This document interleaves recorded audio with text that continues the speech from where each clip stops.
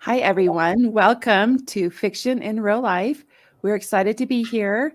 My name is Heather B. Moore, and I'm here with Jennifer Moore and Julie Daines.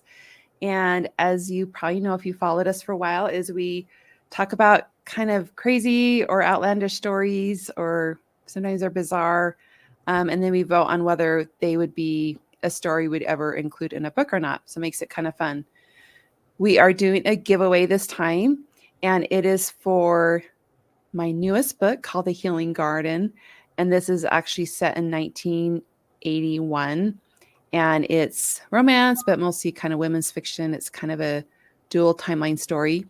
But to be entered into the giveaway, you just can comment on our Facebook pages or our YouTube channel on this video. And then in a couple days, we'll choose a winner.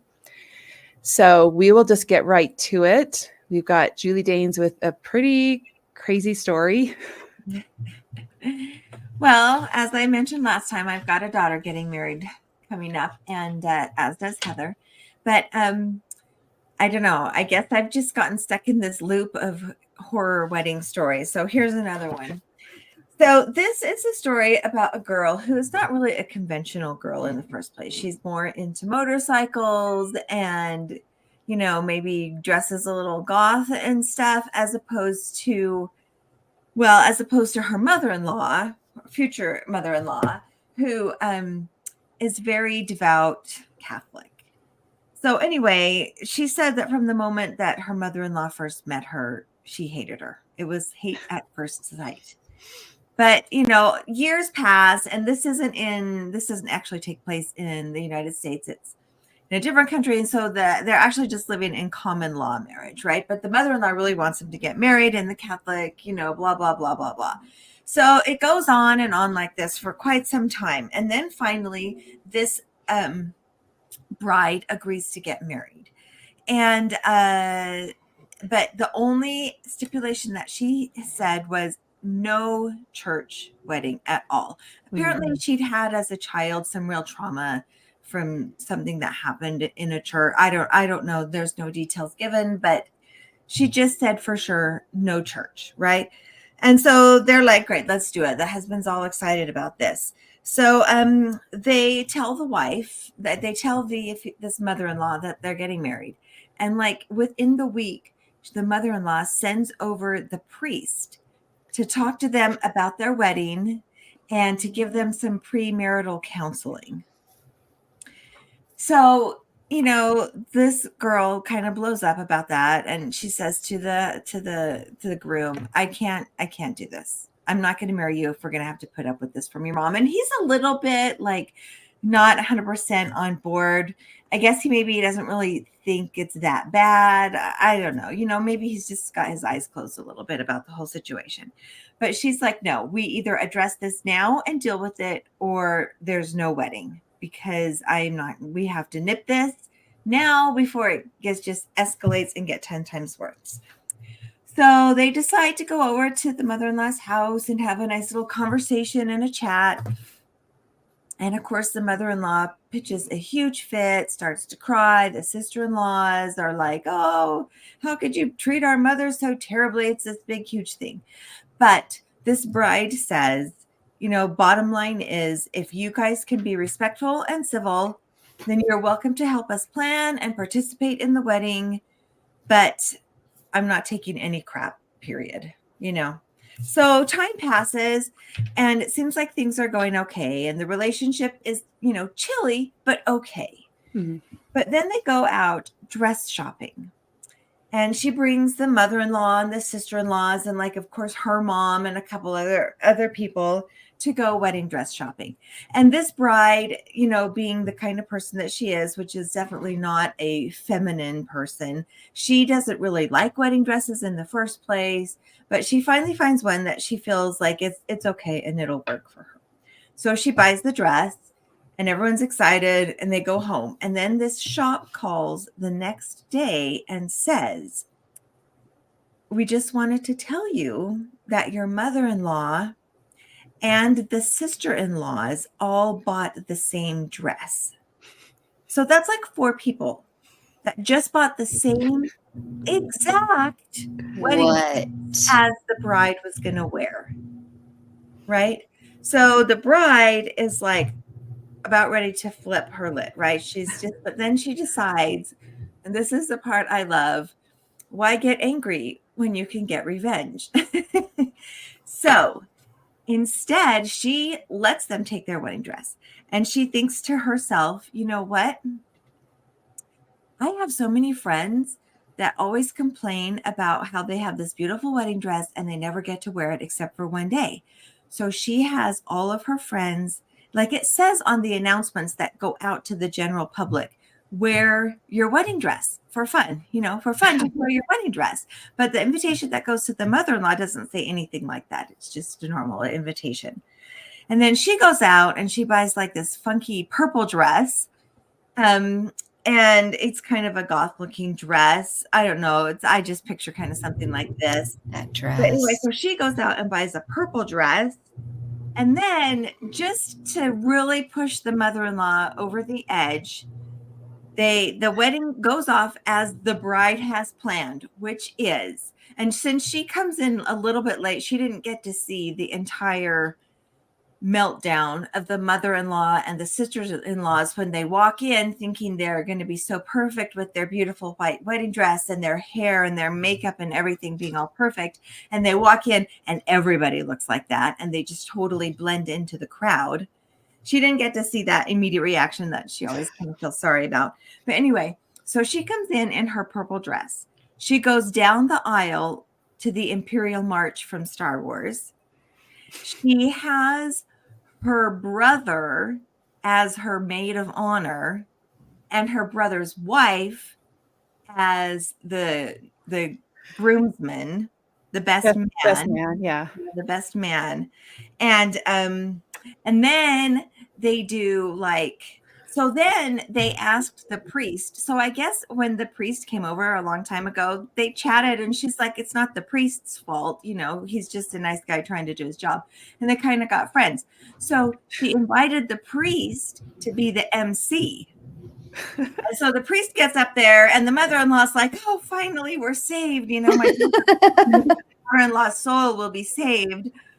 But he just announces that they have this other priest, a female priest actually there to do the thing. Not even a priest, just I don't really know what the word is that they use the person that just performs the ceremony. The But official. anyway, yeah, that's I think right. And then they do like a pagan hand fasting and they jump over a broom and they march back down the aisle to like Guns N' Roses and drive off in like a Harley with a sidecar, just the whole thing. Anyway, so there you have it. That is the story of what happens, I guess, when a mother-in-law just way oversteps. Well, not just overstep. She was trying to Right. She was trying to sabotage. Yep. She was trying to sabotage by getting, everybody knows there's no way that she didn't know that getting the same dress, everyone knows don't wear white to the wedding, right? They don't wear the same wedding dress as the bride. It is so bizarre. So bizarre. And so and like the stuff with the priest felt a little passive aggressive, but that wasn't passive aggressive. That was just horrible. Just showing up in the dress. Way to go, girl. And I'm so glad she did all the stuff she wanted for her wedding and didn't listen to anything anybody else said. Yeah. What a beautiful. It always makes me wonder when someone doesn't get along with a certain parent or certain in-law. I'm like, I wonder what the backstory is. And sometimes the backstories are pretty wild. Yeah, it's true. And as I've read through a lot of these wedding disaster stories recently, it really does make you think that you really, just like you said, Heather, you don't know what kind of situation a person has been through. And so just because they say, oh, I didn't invite my mom or my mother-in-law to my wedding, it's easy for people in a normal family relationship to say, oh my gosh, what a horrible person. But you just don't know what kind of horrors that person what's gone on. Yeah. Well, that mom went to the point that she was also ruining her son's special day. Yeah. Just to show up. And you're related forever. Once they're married, they're in your family. Why would you? Yeah. She did say that after the mother-in-law and the sister-in-laws did actually wear this wedding dress thing, that the fog was swept away from her husband's eyes, and he could see Yeah. that she really was, Yeah. being mean and manipulative, and hopefully he could see his wife's side. Because, I mean, you would think you would kind of take your mom's side a little bit. Like, okay, honey, you're being really sensitive. My mom's just kind of it's hard to be in the overprotective. middle, right? It's hard to be Yeah. in the She middle. just, her religion's so important to her. But yeah, when she did that, he's got to be like, But once you commit to marriage, then you just have to pick the side of your spouse, Yeah. As hard as it is, you just kind of have to. Also, wedding dresses are expensive. That was an expensive little, I want to say a prank, but it wasn't a prank because it was so mean. Yeah. And it's so like bizarre. Like, Yeah. I don't understand what her thinking would be. Like, I mean, I could like see her saying, oh, well, they don't want to get married church. Maybe I'll send the priest over and just see what happens. Maybe they'll change their mind. Maybe they'll, just be okay with this. But the wedding dress is so like, that's not even just hoping for something. That's very deliberately sabotaging. Yeah. Yeah, mean-spirited. And all it was meant to do was hurt someone's feelings and ruin her special day. Boo. Yeah. So anyway, that is my story. That woman. So the question becomes, would you book it, Julie Daines? Well, so here's the thing. Yeah. I think I would, because honestly, you could stretch that whole thing out over the course of a whole entire novel and just really build the character. And, we didn't really get to see the end. It might be nice if there was a little more story after this about the mom, coming around and becoming a better person. I even left out a lot of the things that the mother-in-law did before the wedding even started to be planned. Just a lot of the really mean things that she just did to purposefully, she would try and go into their house and rearrange the furniture. She bought them a puppy, even though they said many times they couldn't have a dog, just a lot of stuff. Yeah. So anyway, but it would be cool just to I kind of do like stories where people like the mother-in-law kind of come around and mend their ways, if that's possible. And some people do, and some people just can't. Yeah. What about you, Jennifer? Would you book it? I don't think I'd book it. I think it was so mean-spirited. It almost feels like too much for me. But I would read it in a book, and I think I'd enjoy it, especially just that scene. I can almost see it like as a rom-com, just the big, wedding with all the wedding dresses, and the person that's not wearing wedding dress is the bride, and so she stands out by being the only one I think that's funny and interesting. And gosh, I'm just so, I don't even know what to do with a person like that. That's so mean. So I don't think I'm brave enough to make a character that mean. So I think that's why we're talking about it, right? Because it feels too mean to be believed. Yes. Which is, fiction in real life, right? So I think, okay, so I have a caveat. So if I booked it, I would take the religious side out of it, even though it kind of sets up the whole story for this story.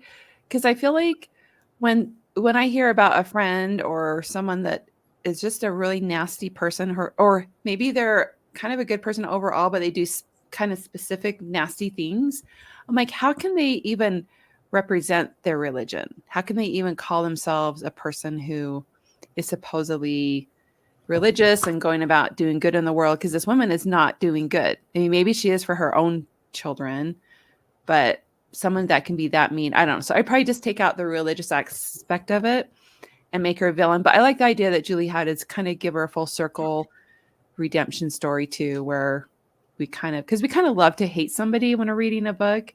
And then when it comes full circle, we're like, oh yeah, okay, it's kind of cool to see that. It'd be fun to see the priest, like what he thought. You know Yeah. what I mean? Him Like his point of view, like dealing gives, with. It'd be nice gives if you could like bridge that gap there and maybe help the mother-in-law see Yep. that Yeah. she could maybe be a little more flexible in her way of thinking. learns a valuable lesson. Yeah, I agree. Well, thanks for joining us, everyone. We just had that one story today because it was so dramatic and very interesting to listen to. And we hope that you will consider submitting some of your own stories to us. We do have an email, fictionirlauthors@gmail.com, and we go through those, and we like to put together episodes that have some real stories from our real audience. So go ahead and use that if you can think of a story to send us. Anyway, this has been Fiction in Real Life. See you later.